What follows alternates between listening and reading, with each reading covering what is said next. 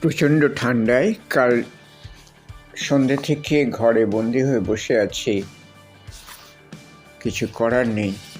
তাই ক্লাস 9-এ যারা পড়ছো, পশ্চিমবঙ্গ শিক্ষা পর্ষদের অধীনে বাংলা মিডিয়ামে, তাদের জন্য একটা কবিতা আবৃত্তি করে দিই। যারা বই নিয়ে পড়তে বসতে চাও না অথচ পড়াটা করতে হবে, তাদের সুবিধার কথা মনে করে এটা করলাম।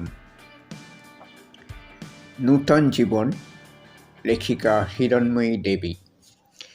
দেখো চেয়ে একবার অসীম রহস্যময় অনন্ত এ বিশ্ব।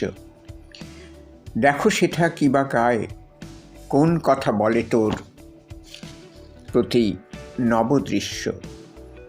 প্রতিদিন ফুল ফোটে, প্রতিদিন ঝরে তারা, ফোটে নব ফুল।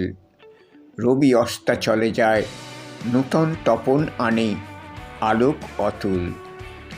একটি বিহঙ্গ গীত চিরতরে থেমে যায়, শত পাখি গায়। একটি বসন্ত যায়, আবার দক্ষিণে ছুটে বসন্ত বায়।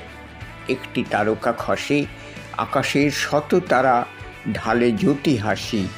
একটি জাহ্নবী ঢেউ সাগরে মিলায় যায় আপনা বিনাশী। হিমগিরি হতে পুনঃটটিনী বহিয়া আনে নূতন জীবন।